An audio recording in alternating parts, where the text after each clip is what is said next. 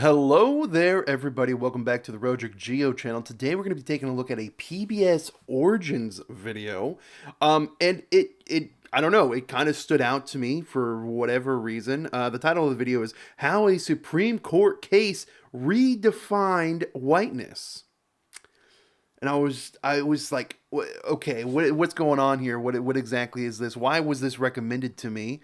On YouTube. And yeah, so in 1923, the Supreme Court revoked an Indian man's citizenship, which would go on to have devastating consequences for other Indian immigrants as well. The reason he wasn't white.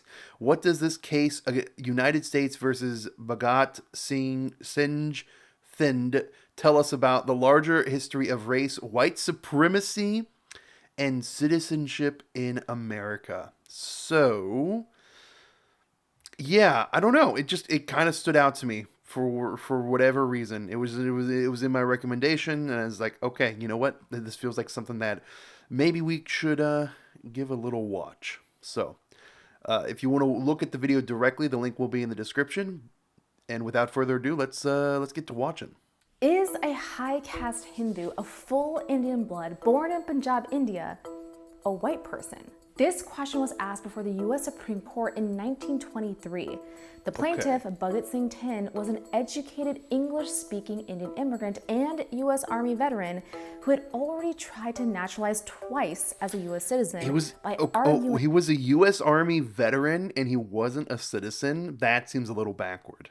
that he was white. And that's because at the time, Congress limited naturalization to free white people and those of African ancestry and nativity. So what Free white people and those of African ancestry and nativity. So, okay. So African. Wait. Okay, African to ancestry. free white people and those of African ancestry and African African ancestry.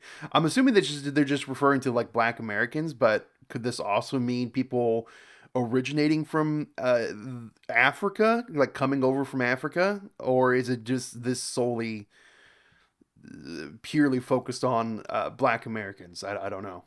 And this is 1923. Weird, very weird. nativity. So what does this little known but consequential court case tell us about the larger story of white supremacy and citizenship? Hold on. Okay, so this guy was Punjabi, right? Is this why so many Punjabs go to Canada instead of the U.S. now? Is this why? Is this the origin of it? Is like the U.S. blocked him and then blocked other Indians from becoming citizens, so they all went to Canada instead? Is I don't know if that's the thing or not. I guess we'll find out. In America. We probably won't find out.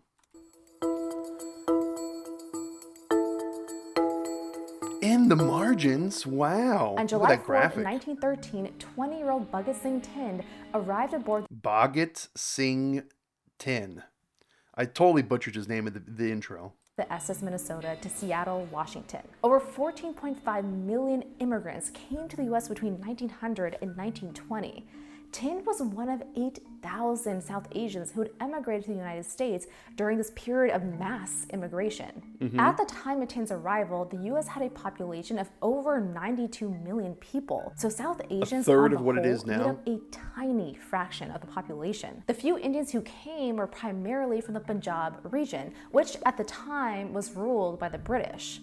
Most came Yeah. from rural farming villages and small towns in India, and in the US were consigned to back-breaking work for very little pay. South Asians arrived at a time of rampant anti-Asian hysteria, and Indians quickly became the Whoa. next iteration of a perceived Asiatic invasion. In 1911, US What did that immigration say?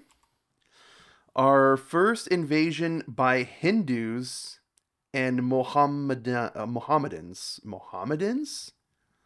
What is a Mohammedan? Yeah, hopefully that's not like a slur or something.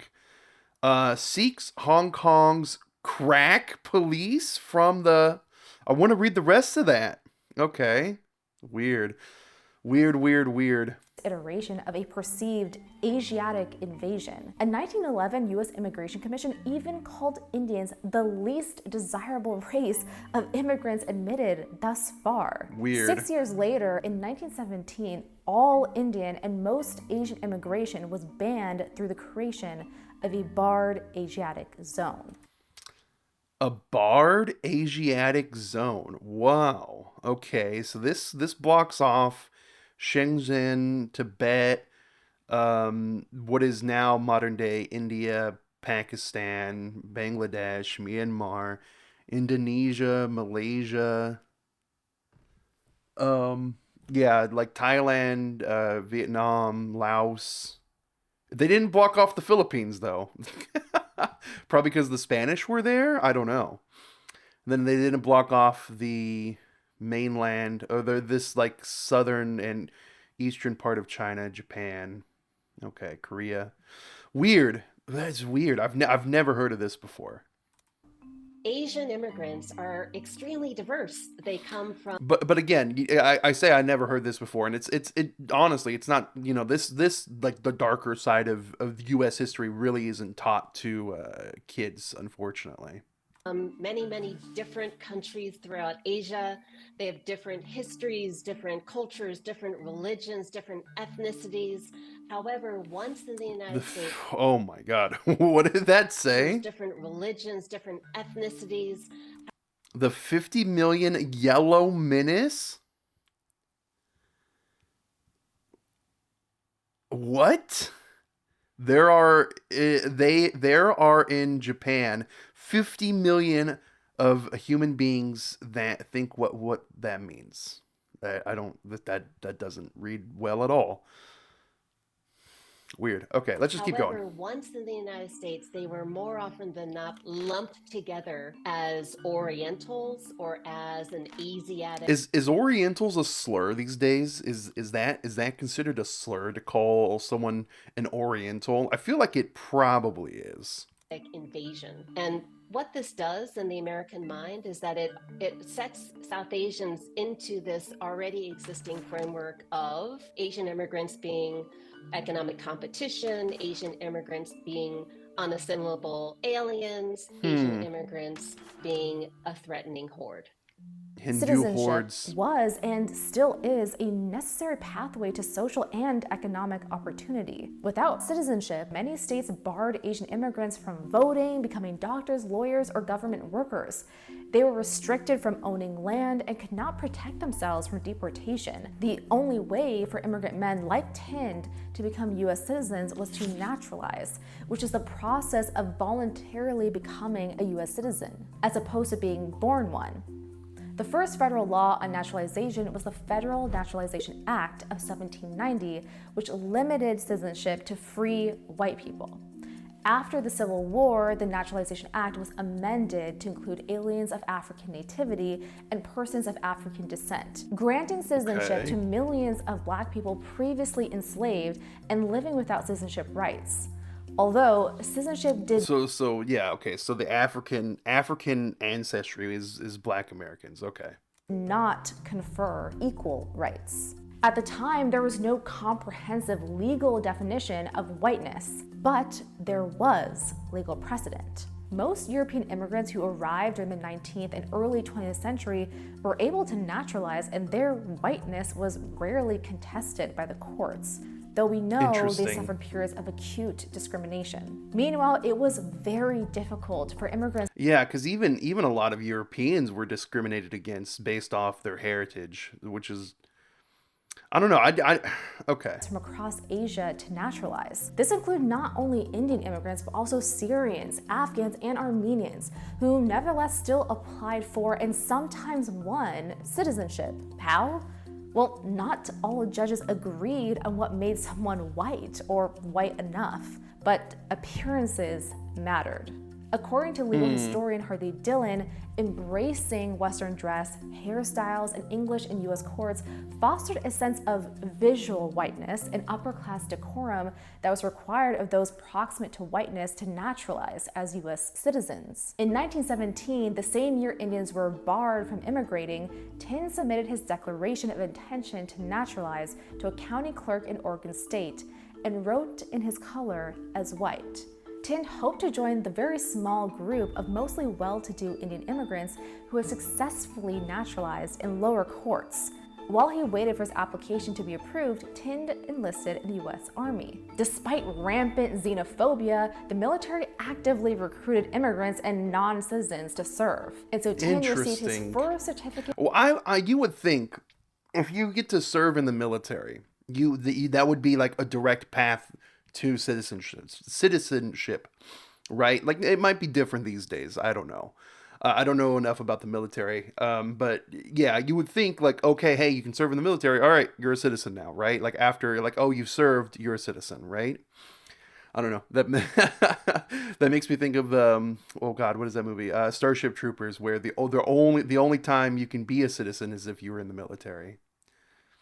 Weird correlation, but of U.S. citizenship while stationed at Camp Lewis in Washington State. But just 4 days later, the federal government revoked his citizenship. In 1919, Tin applied for citizenship a second time, but a federal agent from the Bureau of Naturalization tried to convince the court that Tin could not naturalize. However, the district judge acknowledged Tin's military service and his genuine affection for the Constitution, laws, and customs and privileges of this country. He also referred to a line of cases that proved Indians were white. And so, on November 18th, 1920, Indians are white? Tin was granted citizenship a second time. But this ruling would not stand. The Department of Justice had been tracking Tin's applications from the beginning. The government wanted to prove once and for all that Indians were not white and planned to use Tin as their test case. So the Department of Justice appealed the ruling, and the case eventually made its way to the U.S. Supreme Court.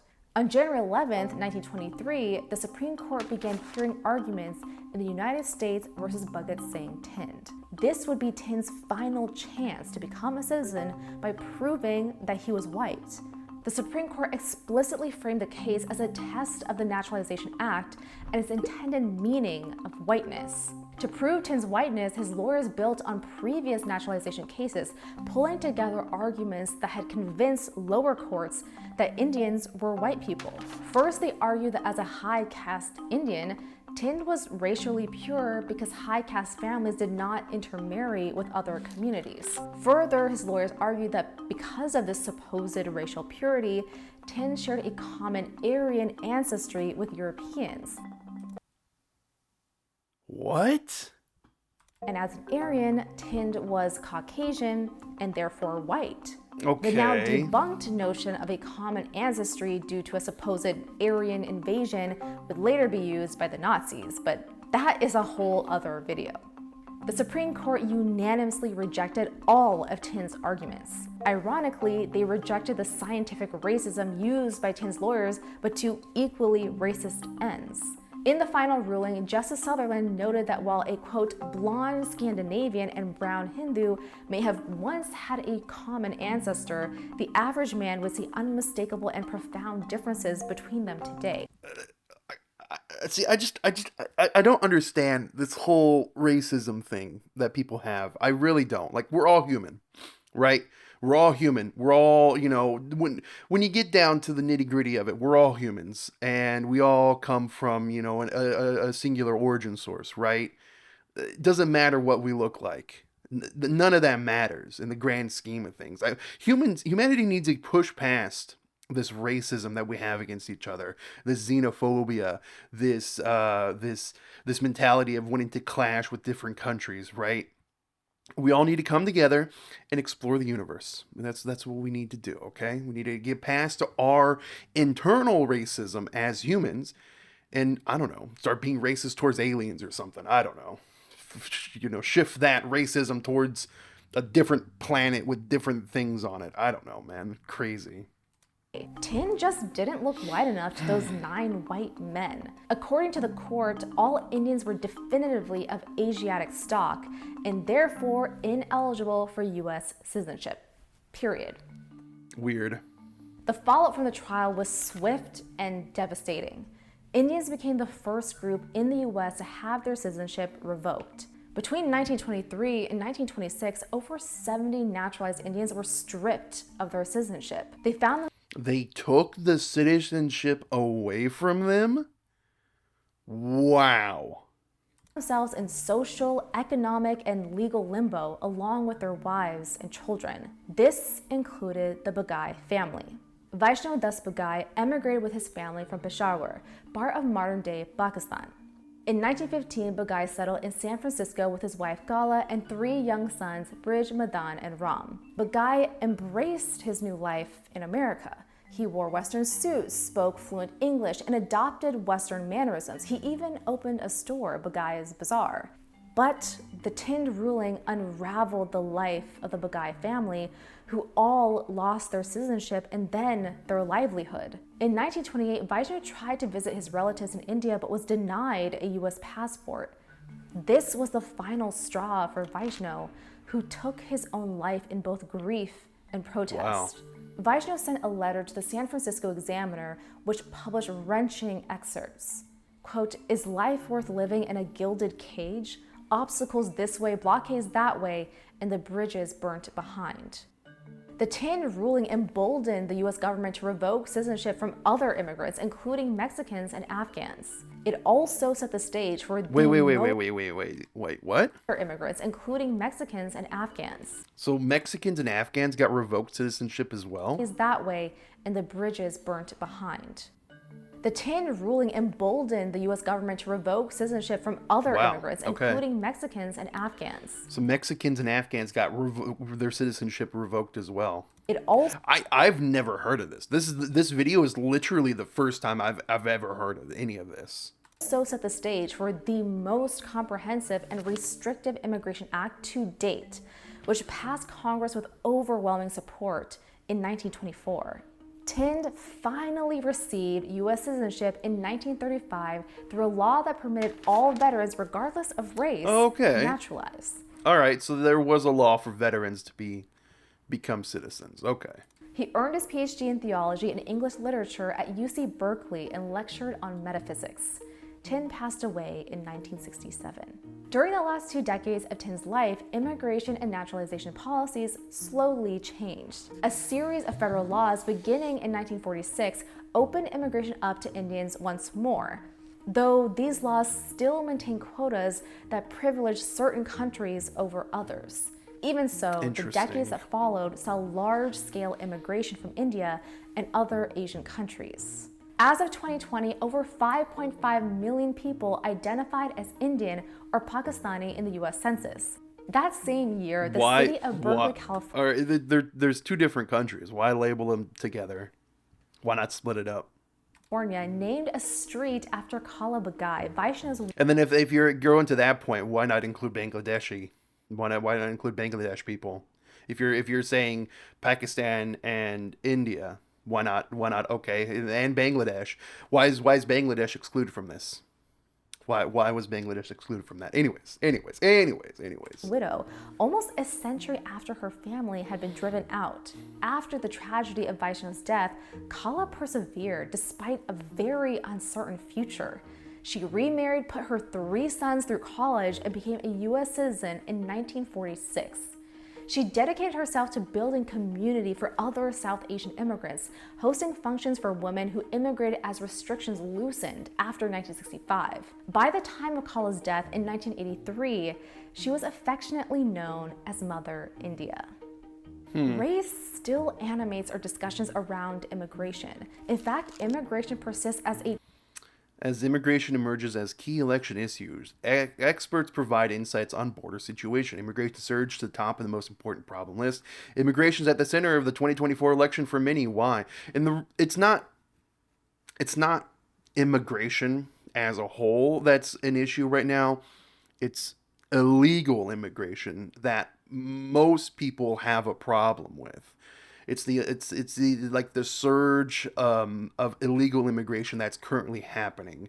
I would assume that most people in the U.S., like 90%, 99% of people in the U.S., are perfectly fine with people coming in legally, immigrating legally.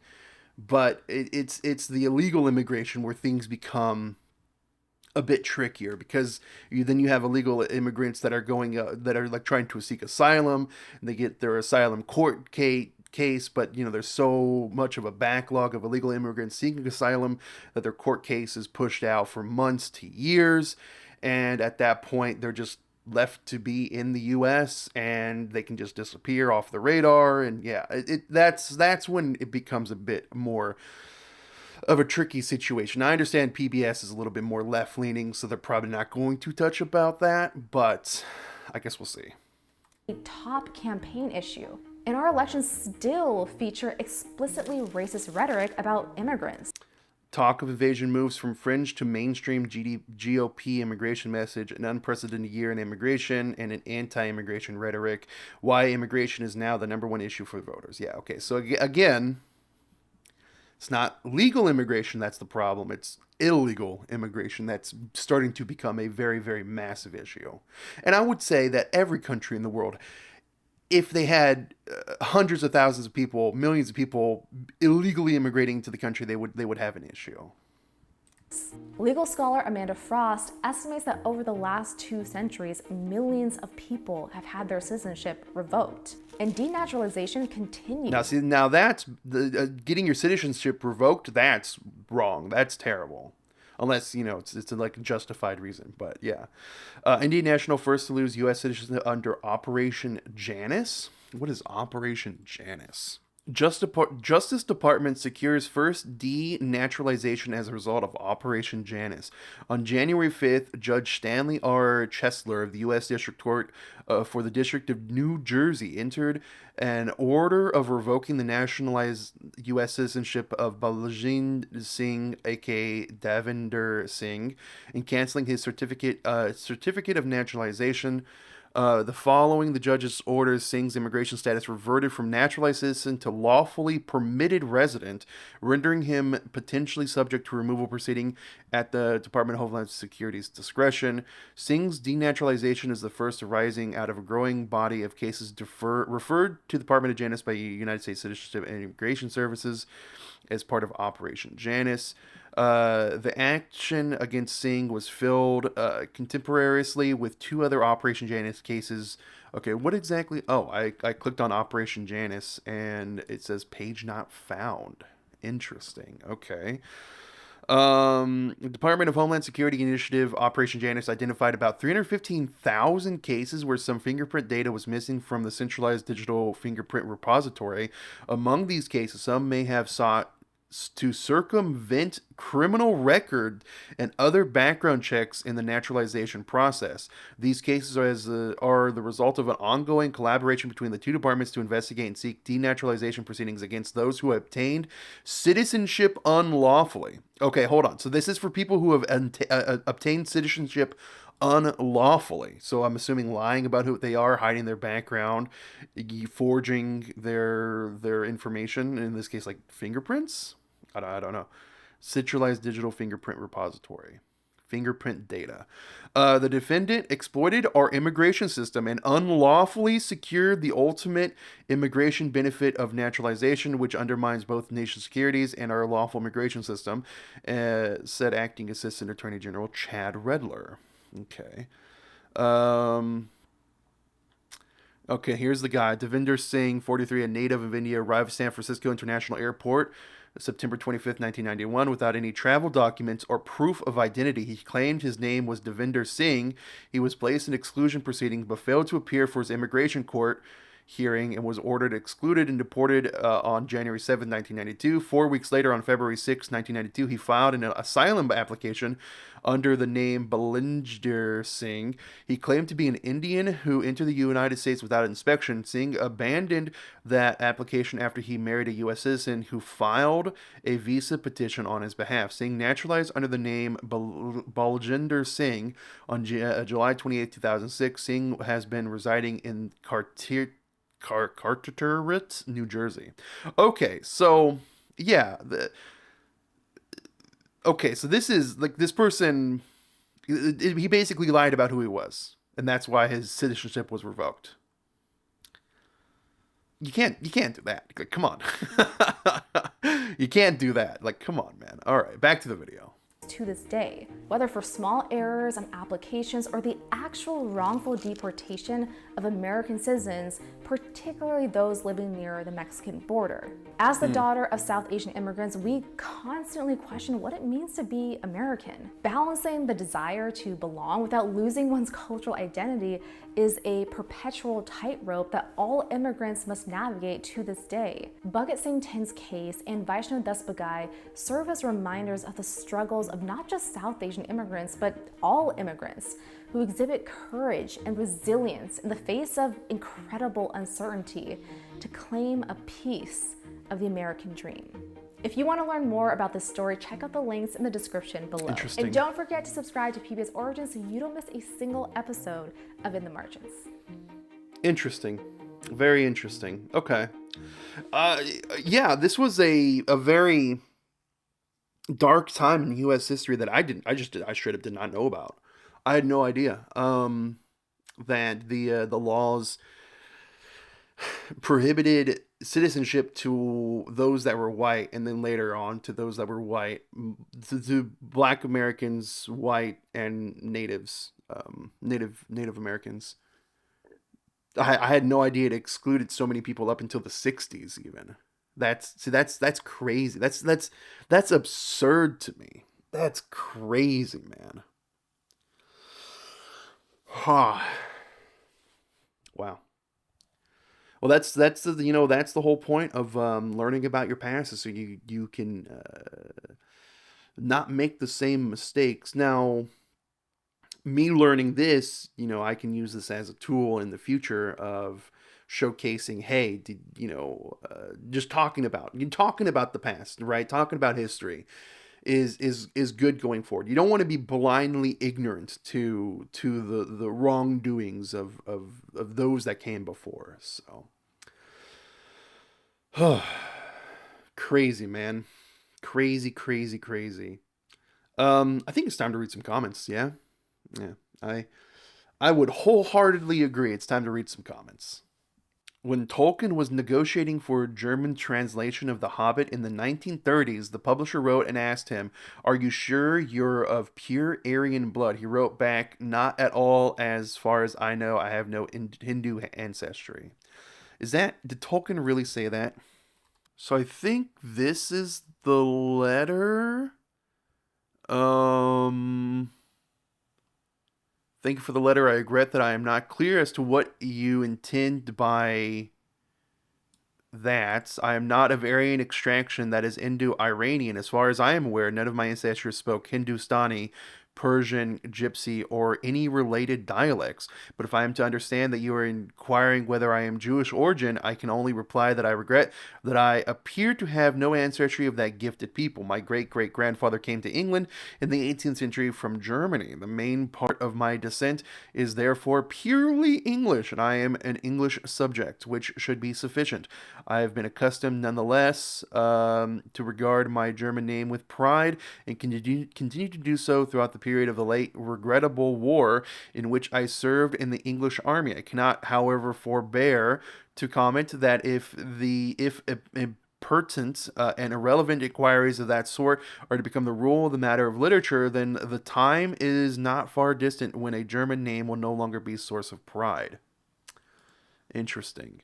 I was okay. I was glad that I found the Literary Hub, because every other source that I found was like, oh, it's this, here it is, and it's like via Reddit, right? And then I found a couple Reddit sources, and it's like, Oh, here's the thing here, but it doesn't like actually link me to the actual letter. So here's a Gizmodo article, which I think this Gizmodo article is linked here actually. Oh, okay. It's linked to an open culture. Oh, I have open culture opened over here. I just want to see a picture of the actual letter. Maybe the one doesn't exist. Oh well. I was hoping this would mention in the 1909 case of Lebanese immigrant George Shishim. The government tried to argue that he wasn't eligible for citizenship because he was of the Mongolian race. His lawyers argued that he came from the same part of the world as Jesus, and if Mr. Shishim was Mongolian, so was Jesus. But if Mr. Shishim was found to be white, then Jesus must also be white. I wish I was making this up. I've never heard of this. Interestingly, at the very same time, there was a similar case in South Africa. Okay. This happened in apartheid South Africa as well. Japanese people were deemed honorary whites and thus granted first class citizenship. Chinese were labeled as Asian and given second class citizenship. As a 70-year-old white man that grew up in the South, I'm sorry that this history that I was totally unaware of. Keep up with these beautiful, informative videos. Okay. 70-year-old white man.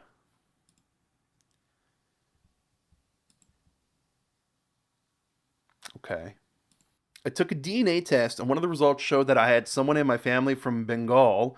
This was a surprise to me. With little research, I discovered men from Bengal came to the States as merchants selling their wares. Because of their brown skin, they lived among African Americans and Puerto Ricans. Now I have to find a connection. Oh, I am African American. One of the books I found was Bengal in Harlem. Okay. I am white because I am high in the caste system in my country and I am better than the lower caste Indians is such an insane thought process. It is really insane. In the old days, immigrants around the world came to the U.S. immediately learned about the terrible bigotry Black Americans had to deal with. They soon realized that claiming and proving their whiteness was their hope to become Americans and hopefully be accepted. This is absolutely fascinating. I think a big issue that people downplay for obvious reasons of how intentional whiteness was the identity of the United States up until relative recently. Relative recently. There's historical context to the stuff, and I don't think we can move forward without considering this. Intentional whiteness. Sad to hear about the man who lost all hope after having his citizenship revoked. Yeah, that's pretty sad. Something tells me that Vivek Ramaswamy and Usha Vance are unaware of these stories. Maybe they're aware. It's a different time. This is 100 years ago. Come on, bro. He only cares about money. People can be informed and hoard simultaneously. Nope, they are just grifters and opportunists. Okay. Uh, I mean, okay, listen. Okay, the reason this guy is saying this is because these people are of Indian origin, Indian descent, right? Um, and here, the U.S. is different. You got we need to understand the horrors of the past, right? Need to understand the troubles that the country went through, and still also realize that the U.S. is a very different place now, where Vivek Ramaswamy has potential to be potential president in the future. I'm just saying that I don't know. There's too much of a divide. Is all I'm going to say. Unless, of course, you have South Italian, which most Italian Americans were, Greek, Arab, and Armenian, then you're classified as black. This is according to the Immigration Act of 1924. An Italian American man, a Sicilian, was hauled into the court of Mississippi in the late 1920s for marrying an African American woman, violating the miscegenation laws. His lawyer argued that according to both Italians and the U.S. law, that his client was classified as I don't know if I'm allowed to say that. And therefore, was not guilty. He won the case. Interesting. Never heard of that either. I'm appalled, not surprised, but appalled nonetheless. Thank you for talking about this. He wasn't a Hindu, but a Sikh. Yeah, exactly. I was gonna point that out because it's his headdress. But it's like introducing a Christian man as a Muslim, or a Muslim man as a Jew. Okay. It's horrible and not surprising. The USA has a history steeped in racism. This was new to me, and I appreciate knowing it. All countries have a system of racism. India has a caste system based on the color and wealth. U.S. was settled by England. How different from Japan, Korea, China, etc. Doesn't whitewash USA bigoted history. Other people do it too. Is a 4-year-old rationalization. Okay. I visited Texas. They had 3 groups: white, blacks, and Mexicans. I asked what if someone were from China. He said, suppose they'd be Mexican. No one, no, this never happened. I highly doubt this. This is stupid. This is a stupid comment. This right here is a stupid comment. This, this is a stupid comment. That didn't happen. I'm gonna read some new comments. I'm interested to see what's on the newer side. He wasn't a Hindu. He belonged to the Sikh religion, Punjabi ethnicity. North Indians would have been white if they had never mixed with natives. What? Heavenly hosts are white, whereas there are pink skins. Oh my god, I'm not going to read any of that. That sad thing is that they're very Asian. The sad thing is that the very Asians that we considered undesirable were more racist than the whites. What? I don't know. I appreciate the video, but not Hindu. He's a Sikh. His name says it louder. But just because news of the time is wrong, shouldn't ignore the rights of identity and religion. He's a Sikh from Punjab. We're not fucking Indian. Oh, okay. Interesting. This guy was very adamant on making sure that PBS Origins know that man was a Sikh and not a Hindu. Look at this. Look how many times he commented. Holy heck, look at this. Okay, all right. High caste Hindu, high caste Sikh. We Indians deserve racism. We did casteism. We have no rights to complain unless we stop our wrong behavior. It's painful. He's a Sikh. American Indians did not become U.S. citizenship of USA until 1924. This is why some tribal nations have their own passports, like our Iroquois Confederacy in the Northeast. Today, people from U.S. colonies are not U.S. citizens; they are U.S. nationals. This reflects a tendency towards fascism and white identification by many Indian Hindus, a tendency that exists to this day. He is Sikh, not Hindu. Racism is variable, so does whiteness. Sikhs are Hindus, and Singh is also a Hindu name. Okay. Hindustani. Okay. American and their BS are getting old. Well, good thing this was 100 years ago. So, I would like to think that the U.S. has gone past that point. In many ways, ethnic Indians were screwed over far worse than Africans. The British took 4 times as many Indian slaves as they did Africans, continuing to do so even after they pretended to abolish slavery. Well, okay, hold on. Okay, so yes, the British took more Indian slaves, right? But you got to realize that a lot of African slaves, weren't just purchased by the British. They were purchased by the Portuguese and the Spanish, the vast majority of black slaves from Africa were purchased by the Portuguese and taken to South America, Brazil in particular. So it's weird. It's weird even conflating that, like, oh, they're even more screwed over than the Africans. It's like that's just the weird statement to even say, because slavery is wrong in all sense, right? The one person can't have it more worse off because just it's a weird statement. It's a weird statement. No, not white, and I say that as an Arab, and that is okay not to be white. Why are people so certain types that are not eek? What? Okay. So not much has changed in 100 years.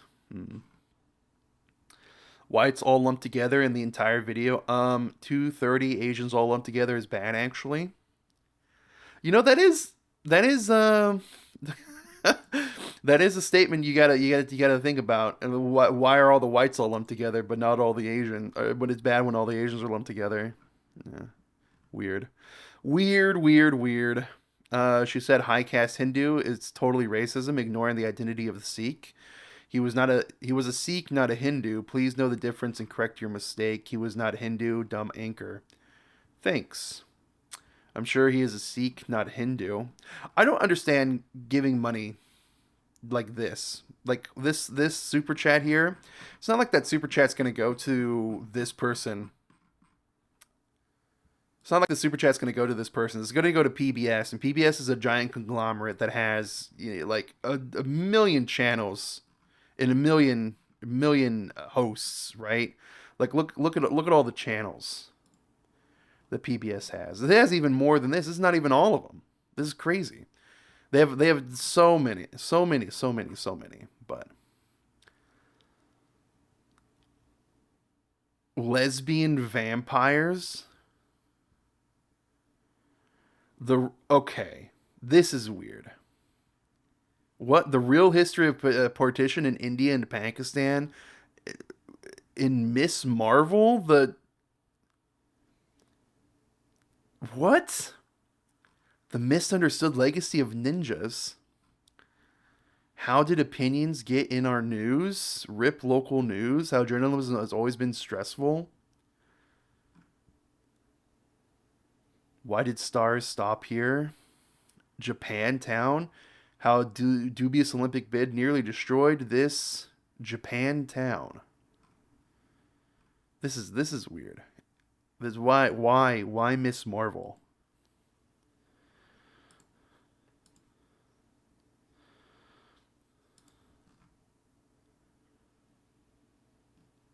As much as I appreciate the discourse around partition of India through Punjab, but we rarely discuss it through the lens of Bengal, even less so during the creations of Bangladesh. By the way, partition didn't only happen along western borders of India. There was an eastern border too. My English father explained partition was okay. I just don't understand why. What is? Did they talk about it in this Miss Marvel show? I don't know. I have no idea. Did they talk about it in the Marvel show? That'd be weird if they did. The train scene? Oh my god, did they really talk about the partition in the Miss Marvel show? I'm surprised. Not many people watched the Miss Marvel show. I think it was like the second lowest watched behind like Secret Wars or something. But interesting. They actually huh. Okay. I'm done. I'm done. Have a good one, guys. Take care. Goodbye.